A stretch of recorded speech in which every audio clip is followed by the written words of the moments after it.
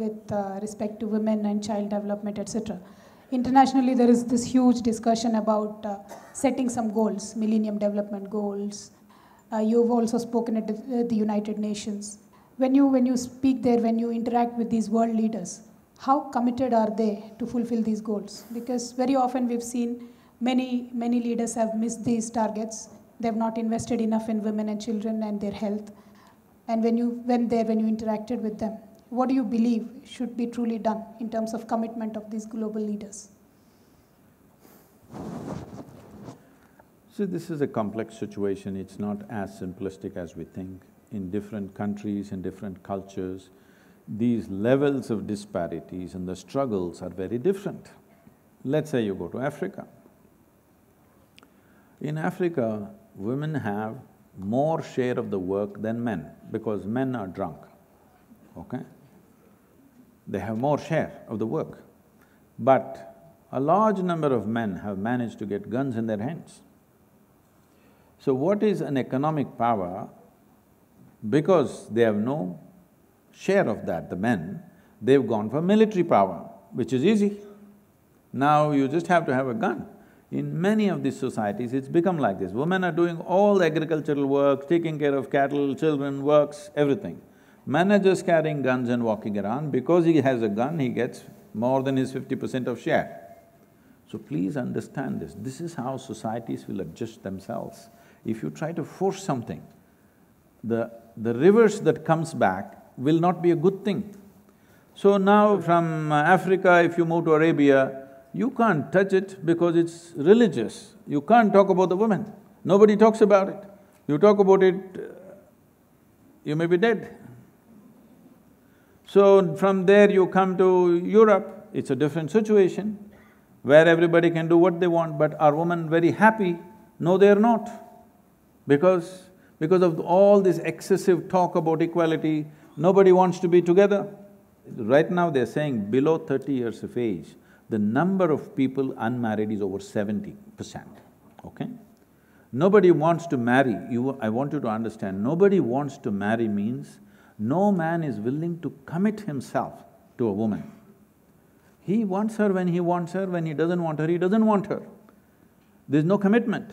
When this happens, as time goes by for the woman in her life, this is going to become a major problem. When she's young, maybe it doesn't matter. As time goes by, it becomes a serious problem.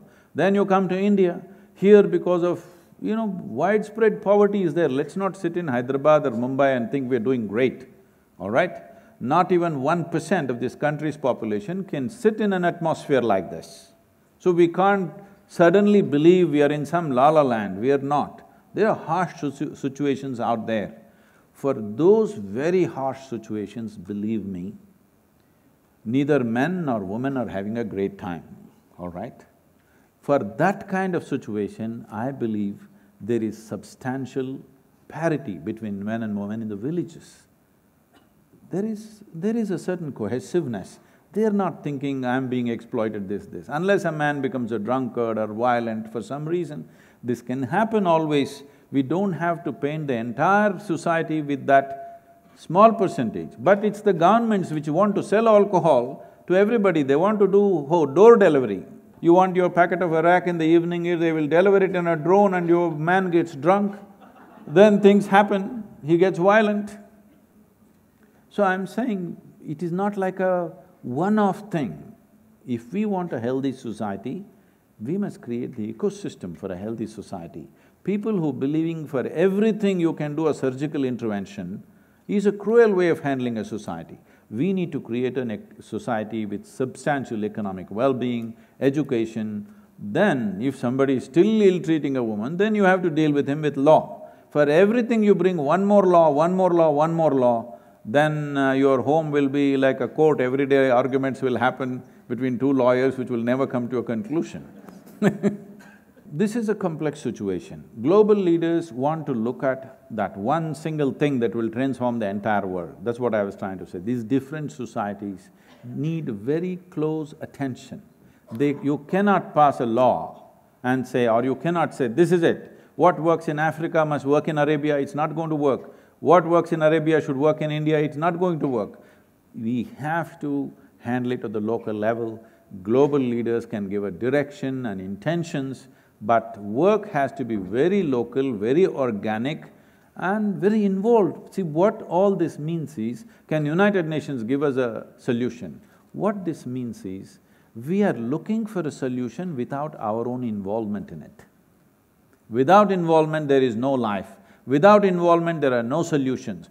Without involvement, there's no emancipation of the human being. We have to get involved with all the little problems that we have around us, how we bring up our girls, how we bring up our boys.